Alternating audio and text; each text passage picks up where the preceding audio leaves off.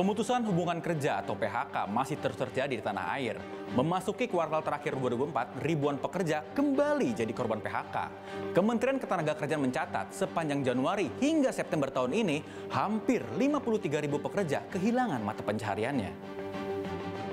Berdasarkan data Kemenaker, ada 52.993 pekerja yang diberhentikan perusahaan dari Januari hingga September 2024. Jumlah ini naik lebih dari 10.000 orang dibanding periode yang sama tahun 2023. Jawa Tengah menjadi provinsi dengan angka PHK tertinggi selama 9 bulan pertama di tahun ini, disusul Banten dan DKI Jakarta.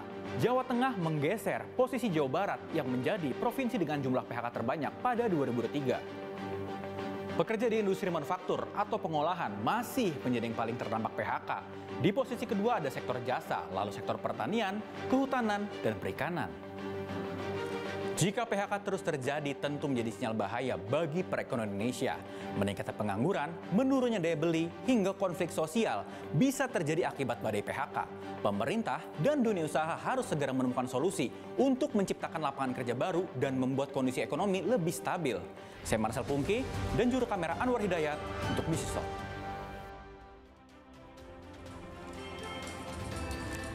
Selamat malam saudara, bertemu lagi dengan saya Masih Tertarigan di Business Talk. Badai PHK tak kunjung mereda. Hingga 26 September 2024, pekerja yang kena PHK sudah hampir 53.000 orang di sejumlah sektor. Bagai mimpi buruk saudara, tren PHK diperkirakan masih akan terus berlanjut sampai kapan? Pertanyaannya akan dijawab oleh sejumlah narasumber saya malam ini yang bergabung melalui Zoom. Saya akan menyapa Ibu Indah Anggoro Putri, Dirjen Pembinaan Hubungan Industrial dan Jaminan Sosial Tenaga Kerja. Selamat malam Bu Putri. Selamat malam Bu Putri. Terima kasih telah bergabung di Business Talk. Saya juga menyapa Ibu Eli Rosita Silaban, Presiden Konfederasi Serikat Buruh Seluruh Indonesia. Selamat malam Bu Eli. Malam Mbak. Saya juga menyapa Pak Sutrisno Iwantono, Ketua Bidang Kebijakan Publik Apindo. Selamat malam Pak. Selamat malam. Ya, seperti yang saya sampaikan tadi di awal, kalau kita lihat ini badai PHK masih berlanjut. Pak Sutrisno, sedarurat apa kondisi di lapangan sampai perusahaan harus lakukan PHK bukan opsi yang lain? Ya, karena memang kondisinya kan memang sulit sekali ya. Beberapa industri khususnya di manufacturing itu mengalami problem yang cukup signifikan sehingga kita sebut saja misalnya di industri tekstil, di industri alas kaki dan yang sejenisnya itu mengalami perlambatan dari sisi produksi karena ekspor mereka di pasar luar negeri juga lagi kesulitan ya. Kondisi global tidak terlalu baik-baik saja ya, akibat dari bukan saja ekonomi di Amerika yang sedang memburuk, tetapi juga kondisi global, adanya geopolitik yang terjadi perang di Ukraina, kemudian juga di Timur Tengah. Semuanya itu memang memberikan gangguan yang cukup signifikan bagi industri-industri yang berorientasi ekspor ya, terutama tekstil. Karena PHK yang paling banyak itu kan di tekstil, alas kaki, dan sejenisnya. Kemudian juga di industri elektronik ini juga banyak mengalami problem. Jadi yang ketiga tentu adalah daya beli masyarakat yang saat ini memang cenderung turun. Beberapa indikasi PMI yang turun ini menandakan bahwa mereka kesulitan untuk membeli. Dalam pengertian mereka lebih mengutamakan membeli kebutuhan pokok. Ya. Sementara pungutan-pungutan itu banyak yang terjadi secara mengejutkan. Ya. Misalnya terakhir ini ada kewajiban menabung bagi pekerja. Ini saya kira membuat susah dari pekerja karena ekonominya memburuk, malah dia disuruh nabung nantinya. Ini hal-hal ini kemudian memberikan ketidakpastian ya kepada industri, kepada perusahaan, kepada bisnis secara keseluruhan. Oke, maksud Pak Sutrisno bahwa memang di tengah kondisi perekonomian global yang tidak baik-baik saja, terutama mungkin mitra dagang Indonesia yang sedang lesu sehingga ekspor yang turun, ditambah lagi dengan kebijakan yang tidak pro dunia usaha membuat PHK terus berlanjut. Ya, banyak sekali kebijakan-kebijakan yang memang kemudian membuat gaduh gitu ya. Terutama tadi itu ada tapera sebelumnya, tapera tabungan perumahan rakyat yang diwajibkan bagi para pekerja ya. Itu jelas. Tapi kan ditunda, Pak. Ya, walaupun ditunda tapi itu membuat kegaduhan. Membuat kegaduhan sehingga kemudian pelaku usaha itu cenderung wait and see, melihat bagaimana sebenarnya kondisi ke depan. Tapi masih muncul lagi yang lain-lain ya, seperti sekarang ini tiba-tiba muncul ketentuan makanan siap makan itu, siap saji itu pada derajat tertentu harus gulanya ditentukan, kadar garam ditentukan, lemaknya ditentukan. Nah, semua ini menyebabkan pelaku usaha itu cenderung untuk wait and see. Tidak ada keinginan untuk melakukan investasi yang progresif begitu. Wait and see. Kondisi kita masih menunggu juga transformasi politik ya dari rejim Pak Jokowi ke rejim Pak Prabowo. Ini hal-hal yang memang membuat kita kemudian slow down. Soal transisi nanti kita akan bahas di segmen berikutnya. Saya ke Bu Eli. Bu Eli, dari catatan Kemnaker itu ada 53.000 lebih pekerja yang di PHK. Tetapi mungkin dari BSI apakah punya data yang sama atau justru lebih banyak atau justru lebih sedikit? Iya, terima kasih Mbak. Memang itu kan per Agustus kemarin sudah kita mengetahui walaupun bukan dari anggota kita saja, tapi berdasarkan dari laporan teman-teman yang di luar konfederasi kita sudah memang mencapai di angka 50 ribuan. Dan kemungkinan itu akan bertambah. Kita memang tidak menginginkan itu terjadi apabila iklim ketenagakerjaan dan usaha itu bisa dipelihara, dan itulah peran pemerintah. Karena misalnya kalau sesuatu terjadi kepada perusahaan atau bisnis, kan yang terdampak juga adalah para tenaga kerja. Itu mungkin akan lebih banyak Mbak ketika kita menelusuri mereka-mereka yang tidak bergabung dengan serikat buruh. Yang angka yang kita sebut itu adalah memang yang kita sebut bahwa kita itu berdiri di sana atau teman-teman serikat buruh lain itu ada berdiri di perusahaan itu, di manufaktur ya. Tapi misalnya yang tidak tersentuh itu bisa saja ada lebih banyak dari yang kita ketahui sekarang. Dan masalahnya adalah saya mendapatkan tadi masukan bahwa ada 50% itu memang mendapatkan hak mereka, kompensasi, 25% masih diperjuangkan, ada ke pengadilan dan ada masih negosiasi, 25% itu tidak tentu apakah mereka akan mendapatkannya. Ya, memang tadi agak sejalan dengan yang dikatakan oleh Bapak dari Apindo bahwa ada beberapa peraturan yang dikeluarkan oleh pemerintah yang membuat dunia usaha itu membuat sesuatu yang memang pada akhirnya menghentikan jalan hidup oleh buruh. Karena misalnya ada soal tapera, walaupun itu ditunda tapi akan terjadi 2027, ada lagi undang-undang P2SK, lalu ada lagi masalah-masalah yang lain, belum lagi kami nanti akan dihadapkan seperti biasa setiap di November itu ada soal negosiasi upah untuk 2025. Tapi di sisi lain kita melihat ada masalah-masalah yang memang ini tidak mudah kita atasi saat ini. Memang kita tahu dari dulu beberapa tahun yang lalu alasan adalah bahwa secara global itu ekonomi itu tuh ada sesuatu yang dihadapi gitu. Belum COVID lalu terjadi saat ini. Agak sedikit memang kontradiksi dengan yang dikatakan oleh pemerintah bahwa pengangguran itu berkurang gitu kan. Memang ya itu juga perlu analisa dari kita ya.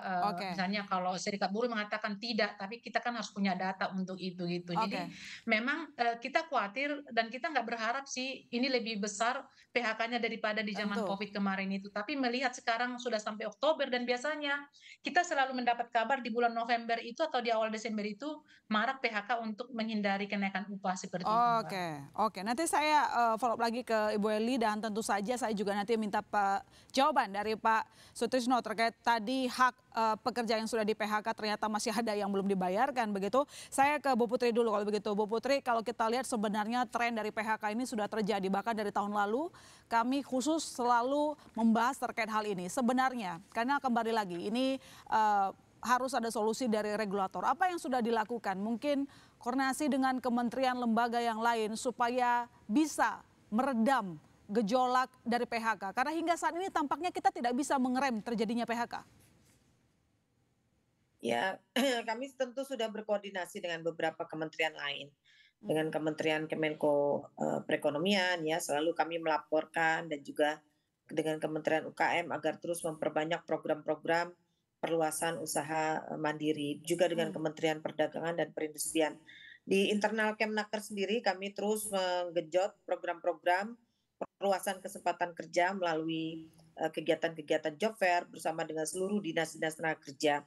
Pelatihan-pelatihan upskilling, reskilling juga kami lakukan, karena kami juga dorong bagi korban PHK untuk coba untuk reskilling atau pindah pekerjaan profesi baru dengan kita bantu dengan pelatihan gitu yang reskilling itu.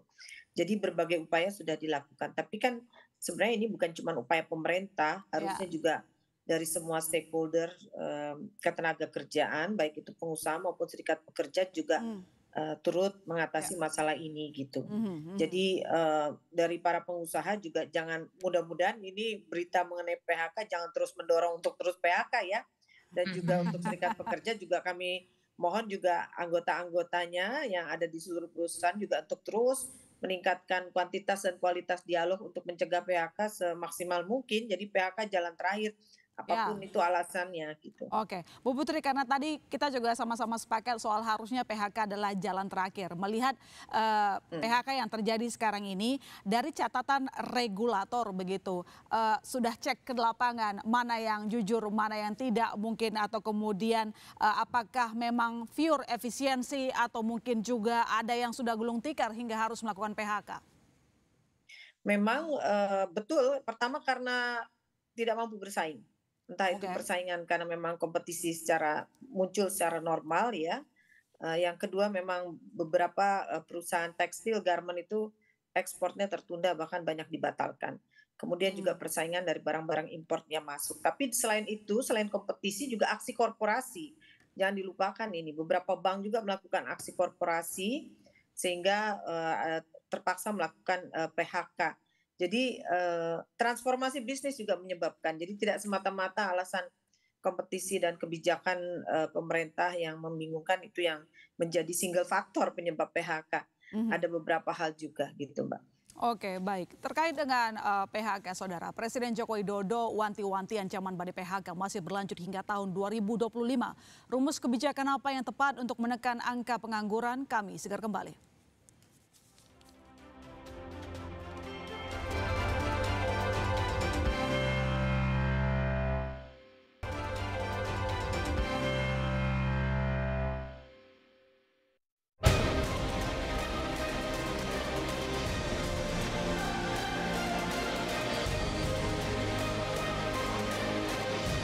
Pekerjaan akan hilang 85 juta.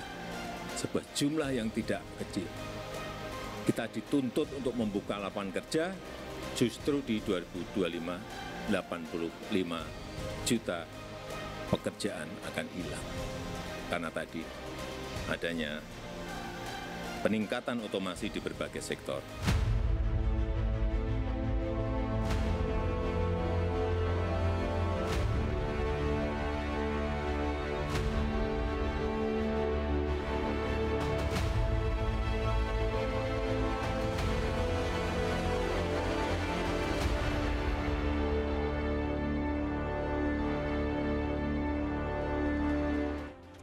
Kita kembali lanjutkan diskusi kita, dan di segmen ini telah bergabung bersama kita Titis Nurdiana, wartawan Sinar Kontan. Selamat malam Mbak Titis. Selamat malam Ilona. Selamat malam Bapak dan Ibu semuanya. Selamat malam Mbak Titis. Ya, sebelum lebih jauh kita akan membahas terkait dengan mimpi buruk tahun 2025 yang tadi disampaikan oleh Presiden Joko Widodo. Ada baiknya kita akan mengulas sedikit lagi tentang hak para pekerja. Kalau tadi kata Ibu Eli ada sekitar 50% sudah ada di kompensasinya, tapi kemudian ada 25% yang masih nego, 25% belum tahu nasibnya. Terus tadi Bu Putri juga menyinggung jangan sampai dijadikan alasan bagi perusahaan melakukan PHK, padahal sebenarnya ada opsi yang lain. Nah, untuk ini saya minta Pak Sutrisno untuk menjawab bagaimana nasib dari pekerja yang terkena PHK yang mungkin saat ini belum menerima haknya, Pak. Kalau dari saya tetap menghimbau kepada pelaku usaha untuk mengikuti aturan yang berlaku. Itu yang prinsipnya seperti itu ya. Aturannya seperti apa, itu ikutin aja. walaupun kita paham memang ada juga perusahaan yang mengalami kesulitan secara ekonomi, ya. Kemudian ada penundaan-penundaan itu ya mungkin tidak bisa terhindarkan. Ya. Tapi pada prinsipnya kalau undang-undangnya sudah ada, aturannya sudah ada, ya kita mendorong untuk itu dijalankan. Bagaimanapun juga pekerja ini kan bagian penting dari keberlangsungan sebuah bisnis. Dan pada pekerja tentu bisnis tidak akan berjalan lancar. Oke, baik. Kalau Bu Putri, bagaimana kalau sebenarnya kan ada jaminan ya untuk mereka pekerja korban PHK harusnya mendapatkan insentif dalam Undang-Undang Ciptaker, begitu? Apakah itu sudah terjamin, sudah disalurkan semuanya? Ya, jadi sebenarnya secara regulasi korban PHK itu mendapat 3 bentuk.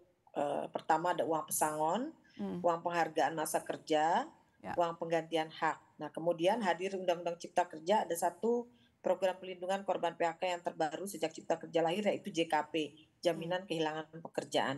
Tapi sayangnya memang implementasi JKP ini tidak berbanding sama dengan jumlah korban PHK. Contoh per hari ini PHK sudah di 2024 ya Mbak ya, 52.993 orang. Sementara yang ngeklaim JKP itu 37.151, berarti kan lebih rendah dari korban PHK. Ini penyebabnya kalau kami kaji, pertama banyak di antara perusahaan yang belum membayar BPJS Ketenagakerjaan. Kan syarat ngeklaim JKP kan kerjanya harus menjadi anggota BPJS Ketenagakerjaan. Yang kedua juga evaluasi kami, banyak pekerja yang belum tahu cara ngeklaim dan ini menjadi evaluasi terus-menerus buat pemerintah.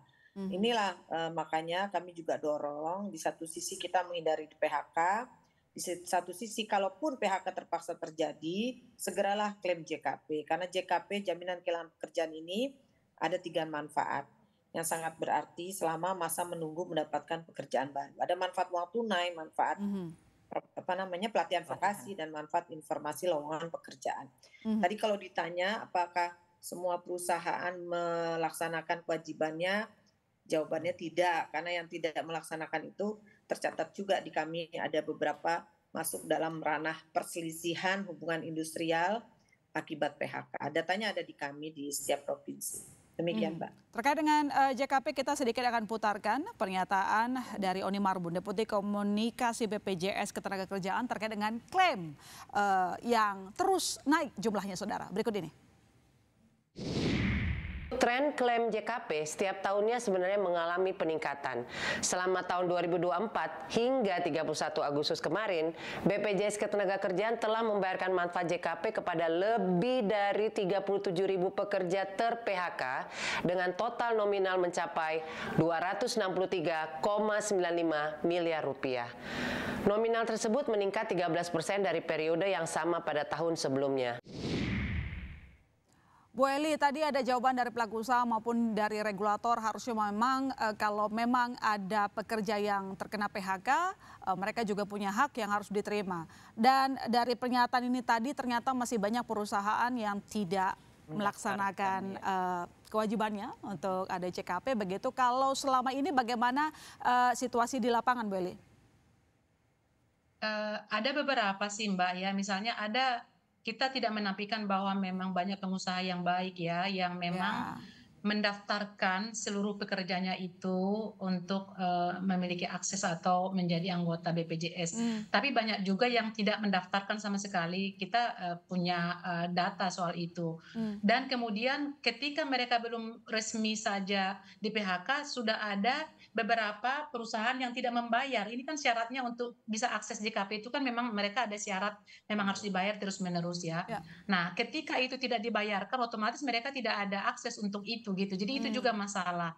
Masalah yang lain adalah mereka-mereka yang di PHK ini menginginkan sebenarnya, mungkin itu menyebabkan angkanya tadi lebih sedikit daripada yang di PHK. Mereka memang menginginkan uang pesangon itu untuk membuka usaha atau untuk bertahan hidup sampai mereka mendapatkan pekerjaan yang lain gitu. Jadi ada sebagian memang yang ingin upskilling, reskilling melalui vocational training itu, tapi mereka mayoritas menginginkan uang itu utuh diterima supaya benar-benar peruntukannya bisa dipakai untuk keluarga, apakah membuka usaha kecil atau untuk bertahan hidup sebelum mereka mendapatkan pekerjaan yang baru.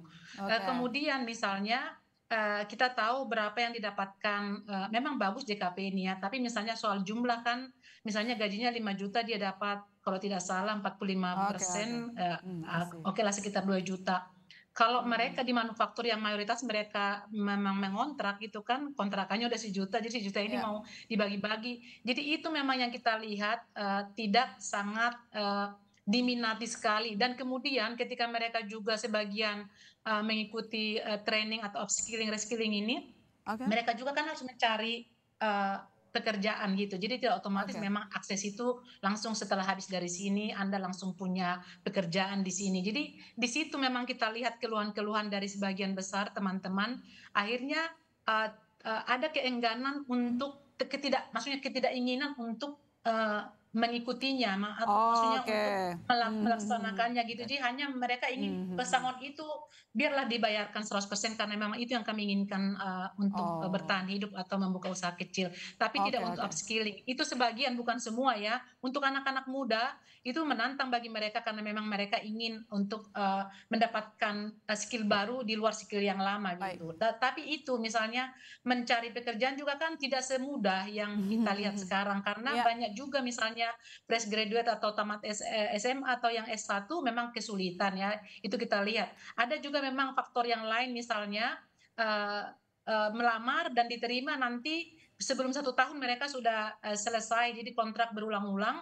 Itu juga kita dapatkan dari beberapa pekerja yang memang kita melihat sebagian dari pelaku usaha untuk menghindari mendapatkan pesangon, karena di undang-undang yang baru kan 1 tahun bekerja kan dia otomatis mendapatkan 1 bulan gaji. Tapi kadang-kadang yang misalnya yang dikontrak berulang-ulang itu kan mereka tidak sampai 1 tahun hanya untuk menghindari itu. Masalah yang lain adalah misalnya yang seolah-olah mereka mengundurkan diri, tapi memang itu alasan PHK dan untuk menghindari pesangon itu ada gitu. Saya berterima kasih apabila tadi dari Bapak Apindo kan ada statement yang sangat bagus bahwa ya biarlah pelaku usaha itu memang sesuai undang-undang, bayarkanlah itu. Tapi tidak semua memang Pak melakukan itu, banyak yang kita ketahui tidak melakukannya gitu. Masih bahagia atau masih bagus ketika ada pengumuman beberapa bulan sebelumnya bahwa perusahaan itu akan ditutup. Ada yang misalnya kita sebut di Jawa Barat bahwa besoknya itu mereka sudah ini gajian terakhir ya, tapi tiba-tiba dirubah lagi nama perusahaan itu dengan nama yang baru, tapi produksinya sama, hanya namanya. Itu hanya sekedar untuk mengganti menghindari pesangon sebenarnya. Yang kita inginkan adalah misalnya kan tidak mungkin para pelaku usaha ini tidak tahu sebenarnya 6 bulan sebelumnya atau 6 bulan mendatang, tidak mungkin tiba-tiba.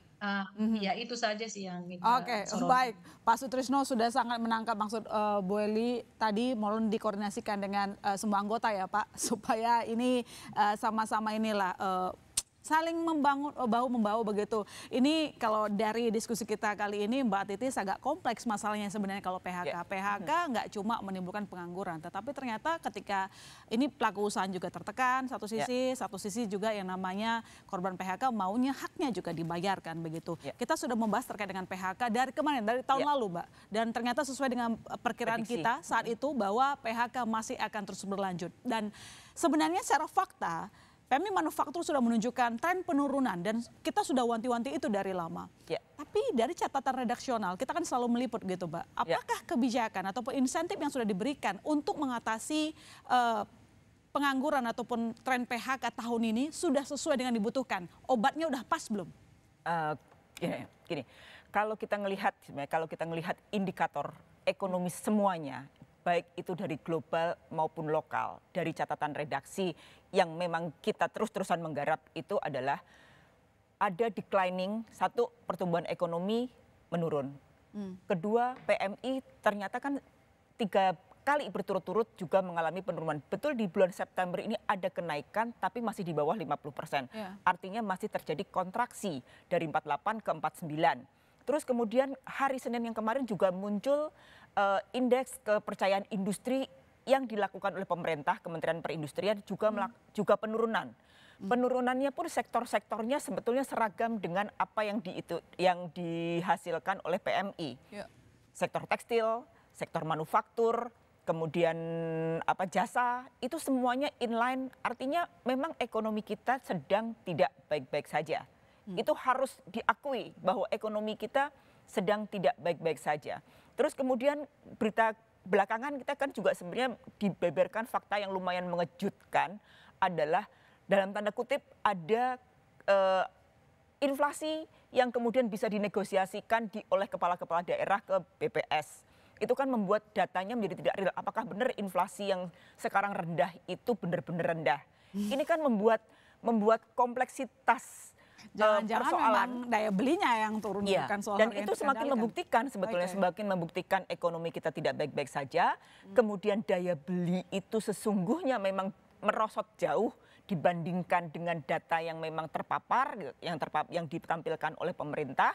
Karena kan data inflasi saja sangat mungkin kemungkinan besar salah gitu. Salah karena tidak real apa yang diucapkan tidak real apa yang dilaporkan oleh BPS dan kemudian hasil surveinya itu kemudian akan mempengaruhi segala macam. Artinya apa?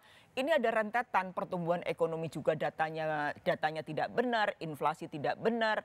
Nah, jangan-jangan memang ekonomi kita itu lebih buruk dari apa yang terpapar yang dipaparkan pemerintah 5,2% itu gitu. Ini kan menjadi problema yang memang harus diselesaikan.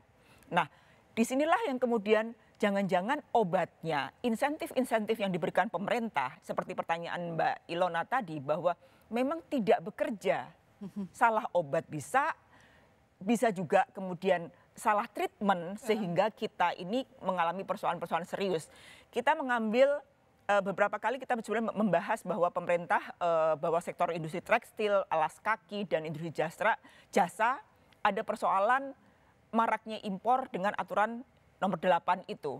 Harapannya direvisi, tapi faktanya kan pemerintah tidak melakukan revisi di ujung ini mau terjadi pergantian ya, tidak ada revisi, malah kemudian memang akan dikenakan bea masuk dan itu belum berjalan karena butuh penyelidikan. Artinya tekanan terhadap industri manufaktur semakin menjadi-jadi, efeknya PHK itu menjadi terus-terusan berlanjut dan tadi kan sudah diperingatkan tahun depan Presiden Jokowi sudah mengatakan akan ada 85.000 yang kehilangan pekerjaan karena memang ada otomatisasi.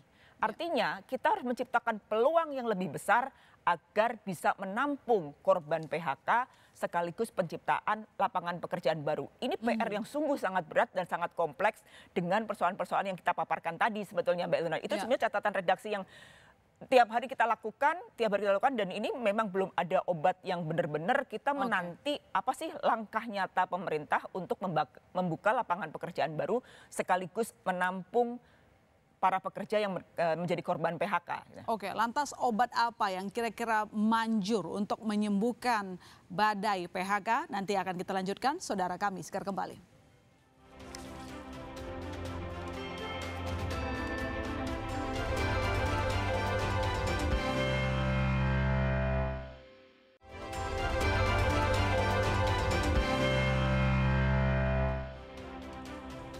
Kita lanjutkan diskusi kita Pak Sutrisno, dari catatan ataupun terjadinya PHK belakangan ini, paling banyak sebenarnya perusahaan karena memang melakukan efisiensi atau justru memang lebih parahnya lagi banyak yang gulung tikar, total tutup? Saya kira itu adalah bauran keadaan yang campur aduk begitu ya. Satu kan kondisi ekonomi memang tidak baik-baik saja, saya kira kita sepakat itu. Ketika tidak baik-baik saja, maka efisiensi menjadi kata kunci. Efisiensi itu apa? Efisiensi itu adalah penurunan biaya. Semua biaya diturunkan, ya. Kebetulan biaya tenaga kerja itu yang paling besar. Jadi makanya itu cukup signifikan. Itu yang pertama. Yang kedua, memang perkembangan dari ekonomi ini itu mengarah kepada teknologi intensif, ya. Jadi penggunaan artificial intelligence itu sudah menjadi gaya hidup di seluruh dunia. Bahkan kalau tadi ada sekian puluh juta Indonesia bakal kehilangan pekerjaan, di dunia itu hampir 1 miliar. Akan terjadi pemutusan hubungan kerja hampir 1 miliar di seluruh dunia. Kenapa? Karena memang banyak tenaga manusia yang digantikan oleh mesin, oleh robot dan seterusnya. Itu kondisi yang suka tidak suka, mau atau tidak mau, itu akan terjadi. Dan pengusaha selalu begitu. Jadi dia pikirannya kan economic logic ya. Ketika logikanya memang menggunakan teknologi lebih bisa membuat perusahaan bertahan, tentu dia akan gunakan. Dan implikasinya pasti penggunaan tenaga kerja akan berkurang. Oleh karena itu masalah ini menjadi isu penting bagi pemerintah untuk bisa menyediakan lapangan pekerjaan bagi tumbuhnya tenaga kerja baru. Baik itu yang karena PHK maupun karena pertumbuhan setiap tahun ada 3,5 sampai 4 juta angkatan kerja baru yang akan muncul. Ini tidak mungkin akan semuanya selesai dengan perusahaan formal. Karena kecenderungan saya baru membaca studi dari Bank Dunia bahwa bisnis di Indonesia itu sekarang cenderung terkonsentrasi. Jadi ada perusahaan-perusahaan besar yang semakin besar, kemudian ada perusahaan-perusahaan yang semakin kecil. Jadi gap-nya itu akan cukup tinggi. Nah yang besar ini kemudian tadi karena dia banyak menggunakan teknologi, penyerapan tenaga kerjanya akan kurang. Sehingga harapan kita itu adalah menumbuhkan usaha-usaha menengah. Ya. Usaha kecil itu usaha yang terpaksa harus hidup, tapi usaha menengah ini harus ditumbuhkan. Karena pada mereka lah sebenarnya tumpuan harapan kita untuk bisa menampung angkatan kerja. Tetapi menumbuhkan usaha menengah ini ternyata kan tidak gampang. Karena mereka pun pertama dihadapkan pada kondisi moneter yang tidak terlalu berpihak kepada mereka. Yang kedua kemudian juga dari sisi fiskal seringkali muncul berbagai macam pungutan pajak ini itu yang membuat orang kemudian tidak nyaman. Ya, seperti contoh sekarang ini di sektor perbankan terjadi undisbursement kredit yang meningkat. Jadi kredit yang sudah diajukan tapi nggak dicairkan gitu. Karena mereka kesulitan untuk mendapatkan peluang bisnis yang ada. Nah, yang ketiga kemudian juga dari sisi real, sektor real, ya kita punya undang-undang cipta kerja, tapi kenyataannya di lapangan masih banyak terjadi kesulitan-kesulitan yang berkaitan dengan birokrasi, dengan regulasi. Sehingga usaha-usaha baru itu dihadapkan pada pilihan-pilihan yang semakin susah. Ya tadi saya katakan misalnya muncul sekarang aturan di bidang tembakau. Ya, rokok ilegal muncul di mana-mana, yang legal dipajakin. Harapannya kita setuju untuk mengurangi konsumsi rokok. Tapi faktanya karena ilegal banyak, orang malah merokoknya lebih banyak gitu. Sementara karena harganya kan murah. Sementara yang legal kena pajak tinggi, akhirnya permintaan turun. Ya kan pemerintah nggak dapat pemasukan dari pajak dan cukai, ya kemudian pekerjaannya menjadi berkurang. Karena kalau produksi berkurang kan otomatis kebutuhan tenaga kerja berkurang gitu. Nah ini hal-hal yang semacam ini tidak memberikan iklim yang kondusif bagi tumbuhnya sektor baru terutama kelas menengah. Ya. Baik, lagi-lagi soal iklim investasi yang seharusnya bisa diciptakan ramah untuk pelaku usaha. Bu Putri sebagai regulator, mewakili regulator ya, saya tahu ini nggak cuma tugas dari Kementerian Ketenagakerjaan, ada Kementerian Perindustrian, Kemenko Perekonomian, Kementerian Keuangan, karena tadi disinggung soal pajak begitu. Dan sejauh ini apa saja yang sudah dikoordinasikan dengan kementerian lembaga terkait untuk menyelamatkan dunia usaha? Apakah sudah ada perbincangan terkait insentif yang pas atau mungkin tadi juga disampaikan bahwa sesuai dengan Undang-Undang Ciptaker yang harusnya pro terhadap dunia usaha, tapi kenapa praktiknya tidak demikian? Kalau tadi saya bilang ya, ini kan butuh, saya setuju dengan Mbak Titis tadi, butuh kebijakan ekonomi makro yang komprehensif dan tepat, serta saya juga mendorong untuk strategi bisnis secara korporasi juga diperkuat, dipertajam. Kami tadi sudah sampaikan bahwa koordinasi kami dengan beberapa kementerian terkait tentu sesuai dengan tugas pokok kami adalah apapun kebijakan kiranya memperhatikan perluasan kesempatan kerja. Kemudian juga investasi yang masuk baik dalam negeri maupun luar negeri atau asing itu juga kiranya dapat merekrut kembali korban-korban yang bekerja. Dari data JKP kan yang sudah mengklaim JKP lalu kembali bekerja kan baru 7.000 lebih orang ya, belum sampai 8.000 orang. Jadi ini masih kecil sekali, tapi peluangnya ada menurut saya. Artinya dari sekian dari 37.000 ya, itu tahun 2024 ya, 37.000 yang ngeklaim JKP, 7.000 sudah kembali bekerja. Peluangnya ada. Saya yakin sih kalau kita bekerja sama ini bisa tersolusikan. Daripada kita meributkan terus angka-angka PHK yang menaik, kan lebih baik kita terus menggaungkan upaya-upaya yang komprehensif gitu ya, yang bergotong royong untuk dapat mengatasi yang korban PHK dapat bekerja kembali. Ya. Tapi dalam kesempatan ini saya juga setuju mendukung Pak Trisno, itu kebijakan yang rokok memang sudah ada banyak perusahaan yang melapor ke kami mengalami gangguan dan terpaksa melakukan transformasi bisnis. Saya cuma bisa pesan apapun itu ya jangan jadikan pekerja korban, karena dari sekian puluh ribu PHK ini ternyata rata-rata kami hitung per hari ini itu 3-6% membuat kasus perselisihan hubungan industrial loh. Jadi data yang kami selalu sampaikan ke media PHK itu 3-5% diantaranya itu adalah sudah masuk ke kami sebagai kasus perselisihan hubungan industrial akibat PHK. Jadi kalau secara regulasi kan perselisihan hubungan industrial bisa karena perselisihan serikat pekerja, bisa karena perbedaan kepentingan gitu kan, bisa karena PHK. Nah ini yang karena PHK aja udah angkanya udah sampai rata-rata 4% dari total PHK. Jadi bahaya ini kalau angka PHK tinggi, angka perselisihan juga tinggi. Ini yang kita tidak harapkan. Oke, saya ke Pak Sutrisno dulu, baru ke Bu Eli. Tapi ini jawab singkat saja Pak Sutrisno, karena Presiden Joko Widodo menyampaikan bahwa di tahun depan akan ada potensi tambahan lebih besar lagi jumlah PHK. Dari catatan asosiasi sendiri, berapa banyak yang sudah melaporkan kemungkinan besar akan melakukan PHK tambahan? Berapa banyak? Kita belum punya angka ya, karena kita memang tidak ada kewajiban untuk. Tapi kemungkinan itu ada? Kemungkinan itu jelas ada ya. Jelas ada, saya katakan itu ada karena memang kecenderungannya kan begitu. Kecenderungannya itu akan begitu. Ekonomi membaik pun itu tidak ada jaminan bahwa tidak ada penggantian dari tenaga manusia menjadi tenaga teknologi, jadi artificial intelligence. Jadi intinya ya kita itu harus berpikir bukan hanya yang di PHK, tapi angkatan kerja baru yang muncul, mereka yang baru lulus sekolah, mereka yang masuk angkatan kerja itu yang harus dipikirkan. Itu tidak bisa dipikirkan oleh pengusaha saja, tapi pemerintah ya harus menciptakan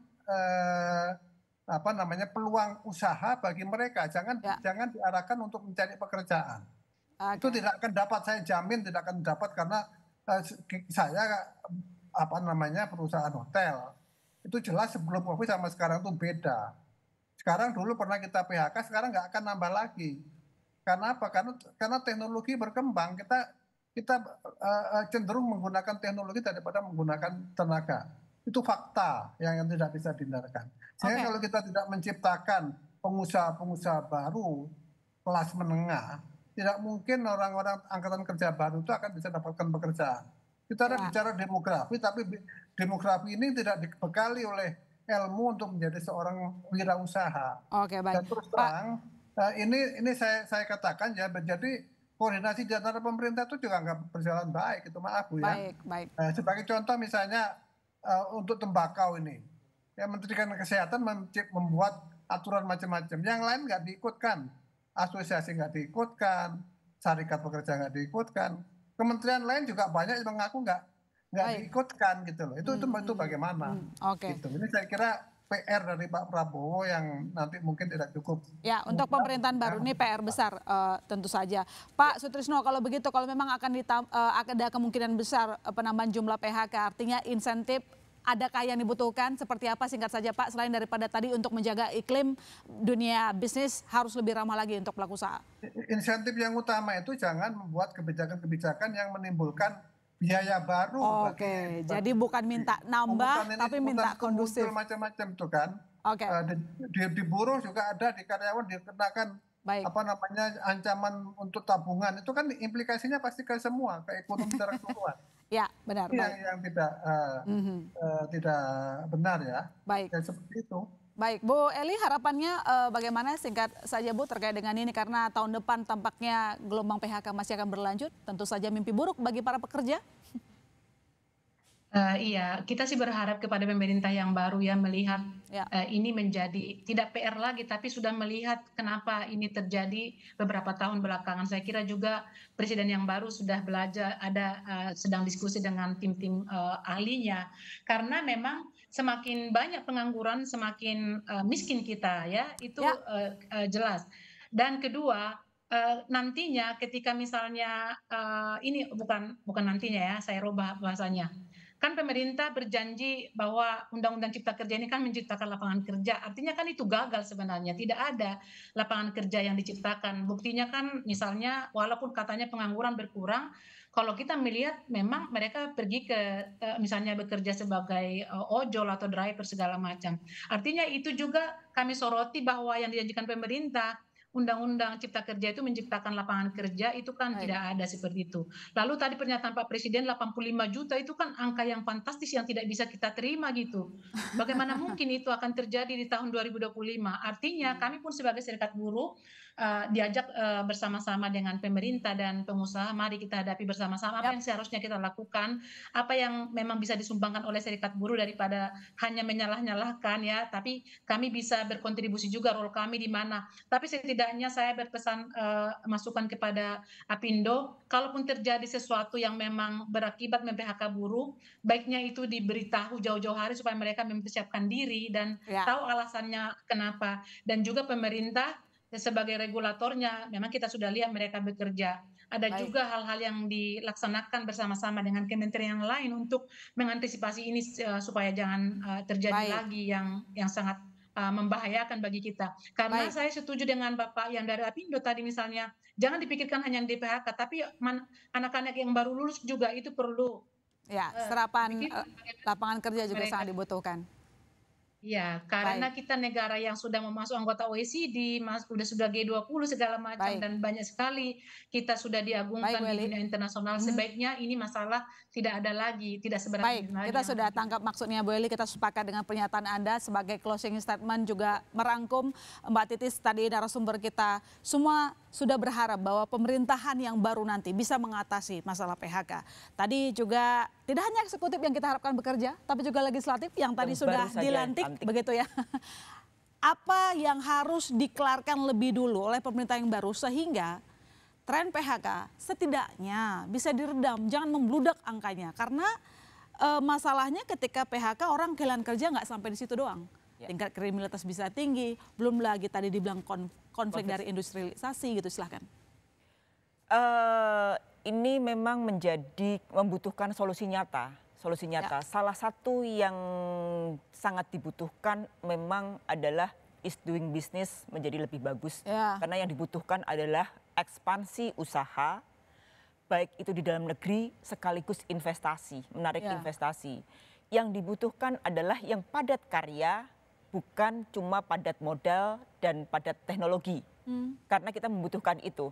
Kalau kita ngomong bahwa informal menjadi penciptaan entrepreneur, data dari sensus yang dilakukan oleh BPS sebetulnya mayoritas pekerja kita itu bekerja informal.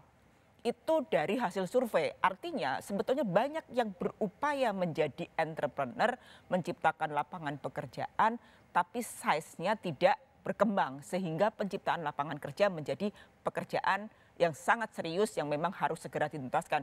Investasi, kemudian ekspansi usaha itu harus supaya kita itu memang bisa menciptakan. Yang selanjutnya adalah pertumbuhan ekonomi. Targetnya pemerintah baru kan jelas kan 8% dan itu sebetulnya pernah ke pemerintahan Orde Baru dilakukan dan itu kita memang berharap bahwa itu memang bisa menciptakan peluang-peluang baru sehingga benar-benar bisa menampung satu korban PHK, pekerja yang kemudian dari lulusannya sama yang kena disrupsi teknologi. Ini kan 85 juta ada, kemudian yang di PHK 53 ribu dan kemudian lulusan dari S1 sarjana-sarjana kita juga membutuhkan lapangan pekerjaan yang tidak sedikit. Nah ini memang harus membutuhkan solusi nyata.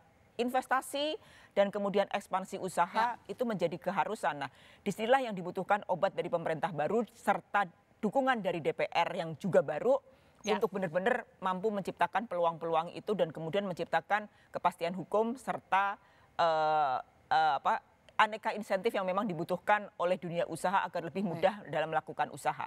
Oke, duet yang manis antara regulator, ada eksekutif, legislatif, lalu kemudian juga pelaku usahanya, lalu juga memang para pekerjanya sama-sama kita selesaikan masalah ini. Jangan sampai ada ledakan PHK yang lebih besar lagi karena masalahnya bisa lebih parah lagi. Begitu. Ya. Terima kasih saya ucapkan kepada seluruh narasumber yang telah bergabung pada malam hari ini. Ada Ibu Indah Anggoro Putri, Dirjen Pembinaan Hubungan Industrial dan Jaminan Sosial Tenaga Kerja. Terima kasih Bu Putri. Putri, sehat selalu. Sama-sama, terima Terima kasih kasih. Bu Putri. Terima kasih. Saya juga Terima kasih, ucapkan terima kasih ke Bu Eli Rosita Silaban, Presiden Konfederasi Serikat Buruh Seluruh Indonesia. Terima kasih Bu. Salam kepada teman-teman. Saya juga mengucapkan terima kasih banyak tentu saja ke Pak Sutrisno Iwantono, Ketua Bidang Kebijakan Publik Apindo. Terima kasih Pak. Dan tentu saja Mbak Titis Nurdiana, wartawan Sinar Kontan. Saudara jangan kemana-mana, Business Talk masih akan segera kembali.